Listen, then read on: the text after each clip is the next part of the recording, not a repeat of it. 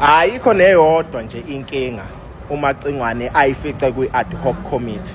Zonke inkinga ayifike nayo. Kwi-ad hoc committee ayikho nje into ebembekele yona kuthiwa nje sizombamba kalokho. Uyena ofike noXhaka wayibopha. Uyena ofike nendaba ka-immediately ukuthi awusho indaba kamanje. Uyena ofike ne-recording ethi uMkhwanazi wamthreatenisha mase kuthiwa akayidlala edololo recording ayikho. Uyena ofike nencwadi, lo ncwadi ubhale ubufakazi bakhe angazi ba international njani enabantu athi yena sebashona bebephila labo bantu unprovoked ingacelwanga umuntu. Lo ncwadi uyena oyizelena, uye ofike ne-affidavit ethi ibhalwe uMahlala esejele. Yena uzabunga umphika uMahlala ukuthi hey abahlangana noMahlala wazoyifaka uZankosi ukuthi uze nje wona uthole i-affidavit kaMahlala ekuyi-maximum prison. Nihlangana naphi noMahlala? Inkinga kaMchunu bakithi ezakhe. Ngicela ningamzweli la bakithi iChina lomlungu. Kodwa Jehova Macingwane simkhalelile.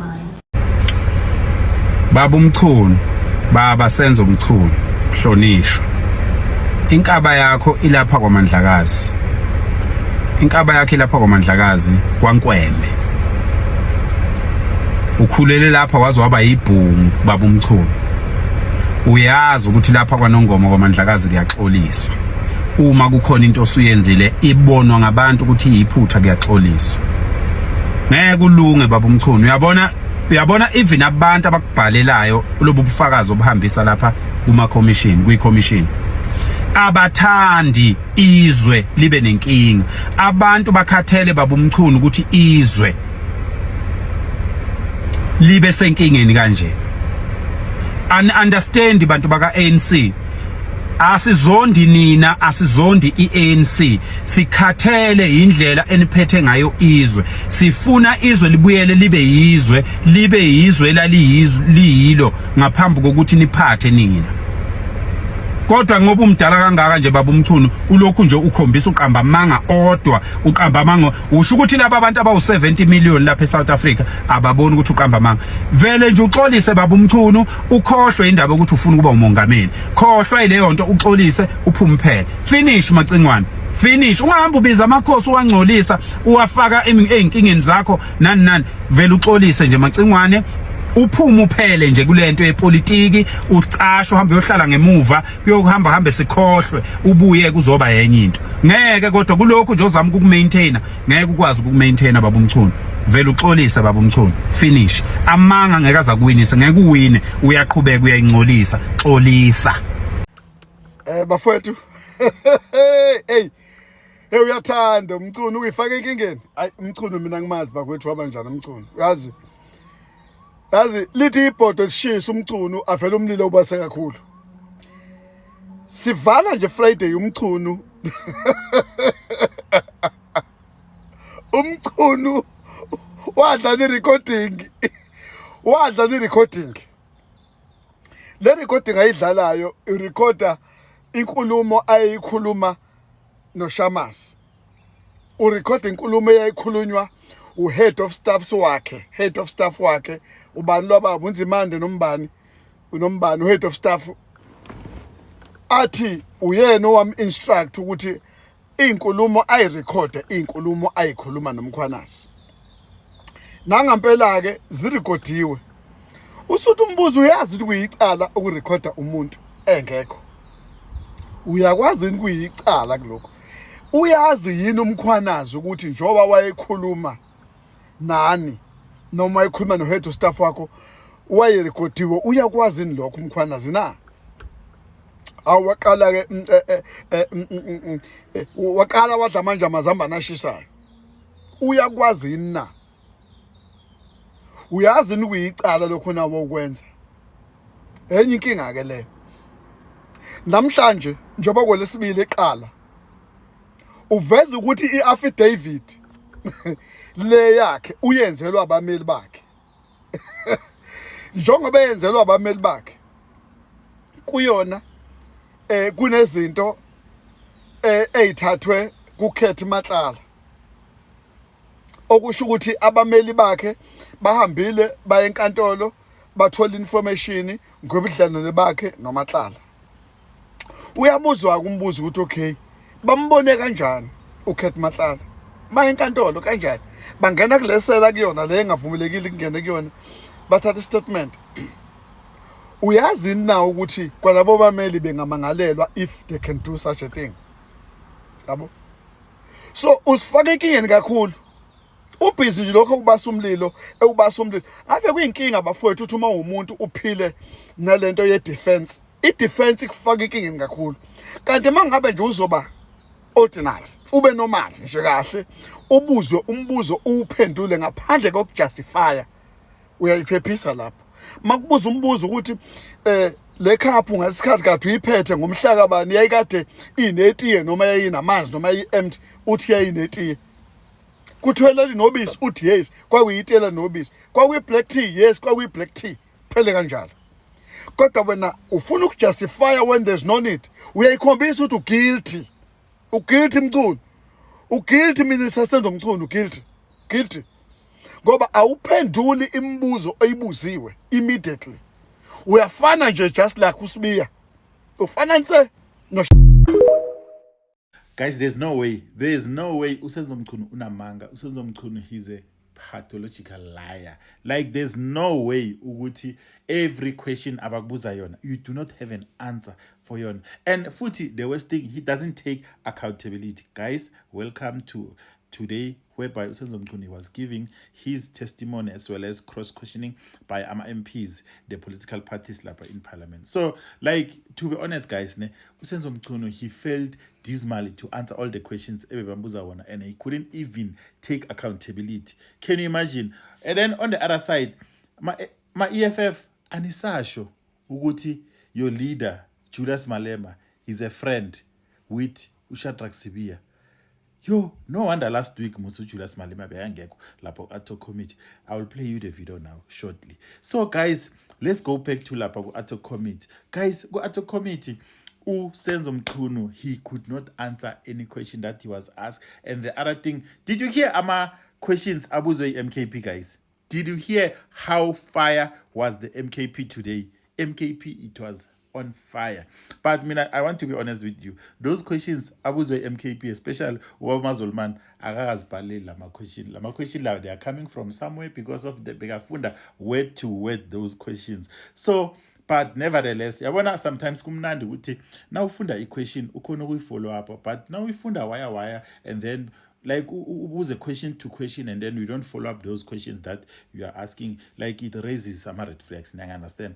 And then futhi, the other thing is ukuthi last week uSenzo Mchunu was given a homework by Julius ukuthi he must bring the audio because of last week ulethe audio wathi cross reference like testimony yakhe ukuthi umkhwanazi bekunokwata, like there was some elements of anger kuyo umkhwanazi. So that's why I acele chief of staff yakhe ukuthi record yama calls between yena nomkhwanazi. And then on that audio, and then he said there's a part in the audio that was missing that he wanted to play for Ato committee. And then later, before the Ato committee was adjourned, he was told, can you please next week Tuesday bring that part of the audio, because you said that part of the audio, it was in the audio. And then today, Nagafigago, he could not produce that part of the audio. So it means he also lied like about a testimony. And then the other thing, he also brought today another affidavit.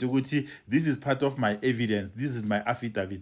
And then when they are reading through the affidavit, like there's wrong spelling, there's wrong typo, all of those like errors in the affidavit. And then Chigi Segati, no, they do not need to use that affidavit. Like, guys, can we trust this guy?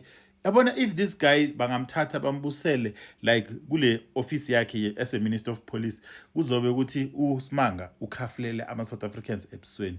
To be honest, like we really not need this guy. This guy asisamdingi into angabe uyayenza manje, yabona ayuzipresenta ngalamandla commission of inquiry, and then ngapha ku-Ato committee already sekacedile or uyaceda, and then after once aclear igama lakhe azi resignele lapha ku police, and then eParliament aziresignele as a Minister of Police ayozihlalele ekhaya eKZN azigadele inkomo, because of even if he can want to contest for as a minister or something, or like being a president of South Africa, even being an SG or something, it doesn't stand a chance, because as South Africans we no longer trust this guy. Exactly as Isamthembi uMacingwane must just retire from politics ayozihlalele ekhaya, guys.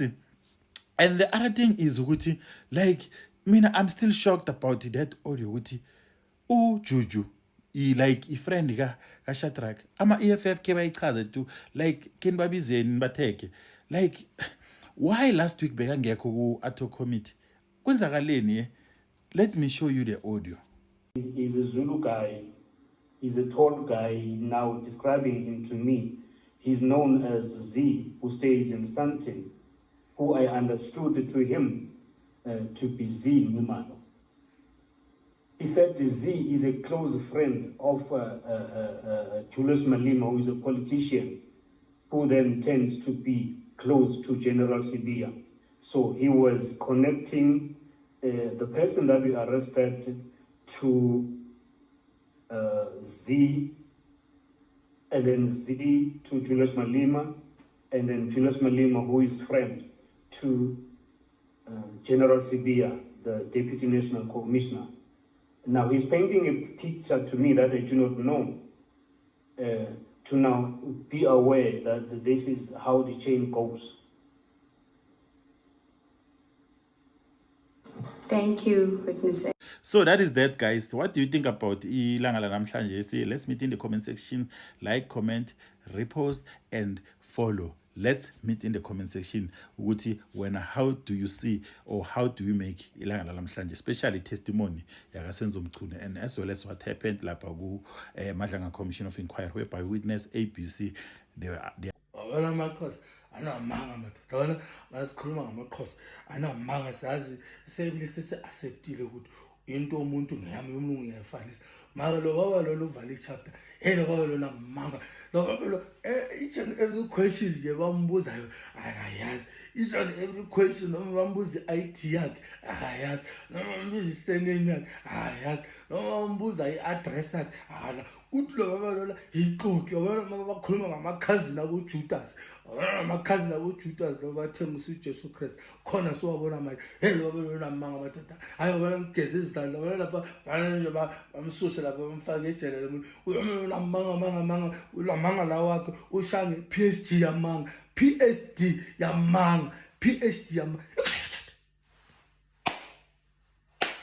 Oh mbuza lapha nasin nakithi nasin wathi ko akunanto ayazi noma bakubuza simple thing udama number kwathi othi yena awazi abantu bafuna umtshela ukuthi lama call lawo bekangena lapha ama call aphuma kule number athi akayakela andiyazi le nto mina uyithatha ngeXhosa athi andiyazi le nto bayamsukela. Bona abantu igama lakho obani umqhunu bani azaya kithi athi IT number kithi athi address kithi bathi ugqoka size 9 kithi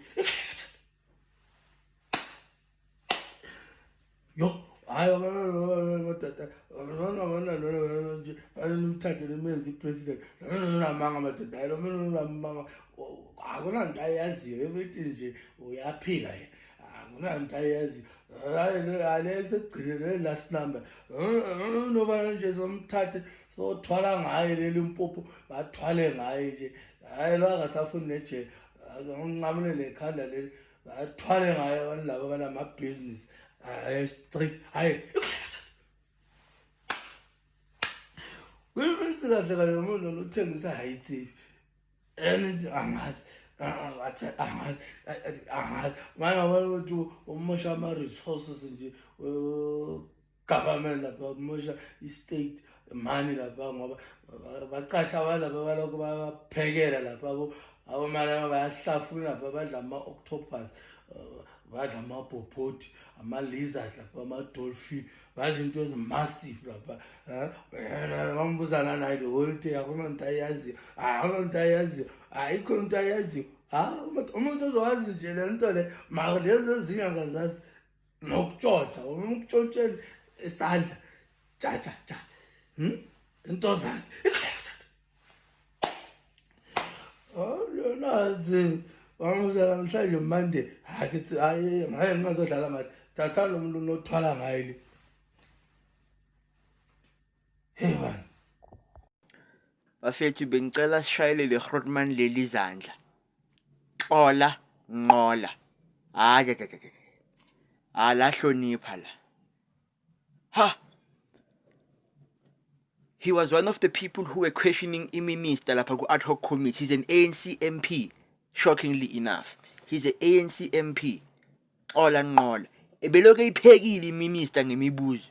iMinister bathe eloke iphekile le ndoda. Cooked him.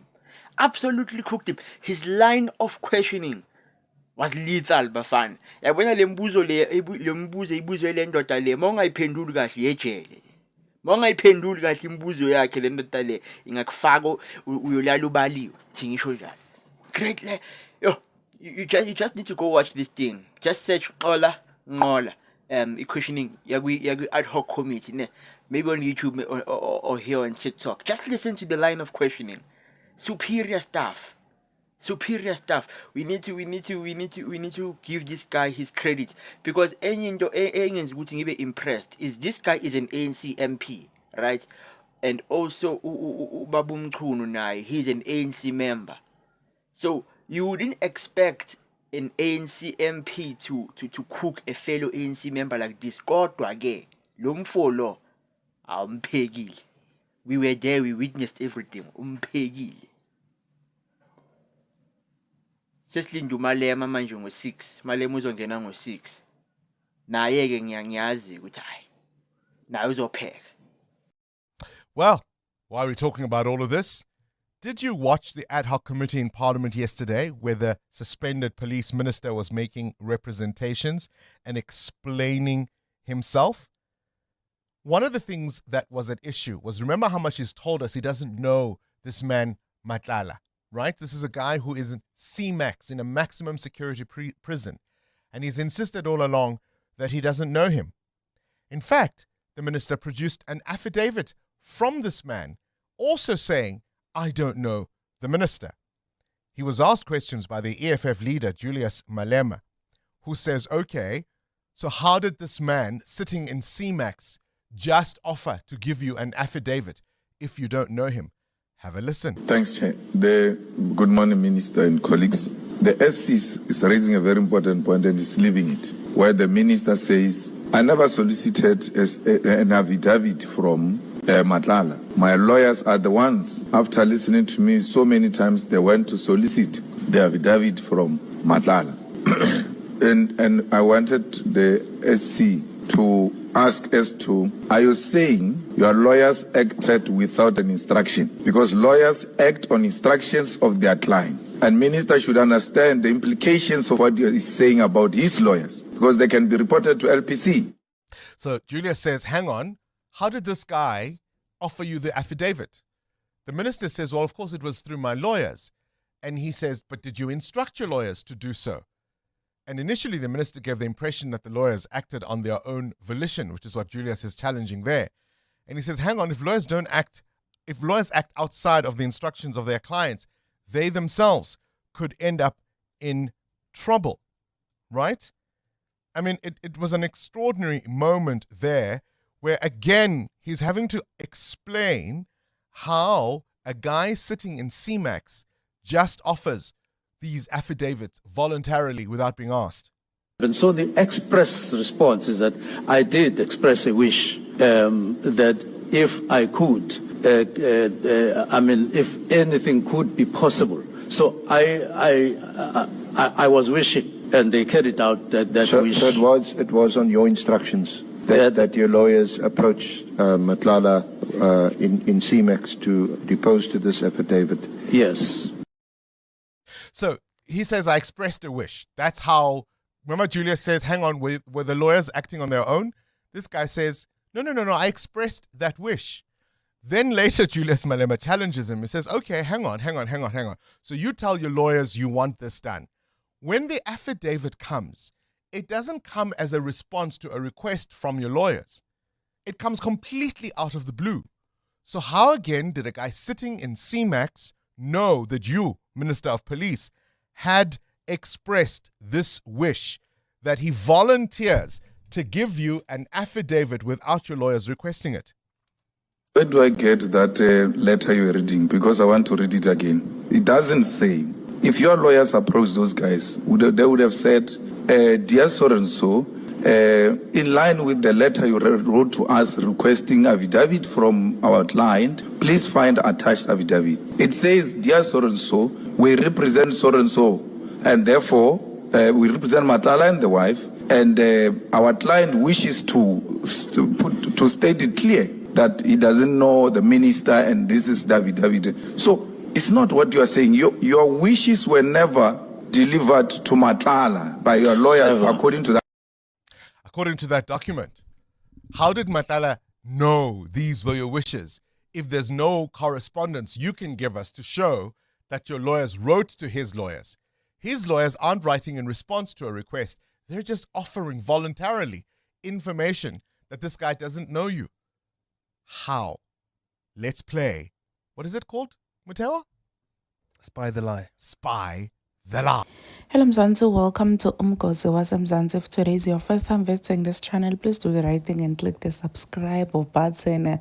Inkinga lana ukuthi uSenzo Mchunu uzama so hard to prove his innocence and ugcina uAyibaqa ugcina atefaka njena enkingeni lekhulu. Ngabe mina ngimSenzo Mchunu Nkosi yami vele ngabe ngisale ngiyaculisa ngithi yebo ngirong umkhwanazi awuqinisile ngami ngendile 1 2 3 avela phuma enkingeni, because the more azama ukuprove ukuthi yena he's not guilty, the more azama ukuprove ukuthi yena akasiso sigebengu vele atifake enkingeni lekhulu. Lokwento abantu abaningi bavele bambone ukuthi hayibo wena Mchunu awuvele usho man ukuthi hey sorry man ngiyaxolisa kwendeke liphutha, because yonke into lo ekhulumako I make sense. Vele kwende ubonakale guilty even more. Please do comment what you think below down on the comment section. Don't forget to hit the notification bell. I'll see you in the next one. I'm signing out. So goodbye.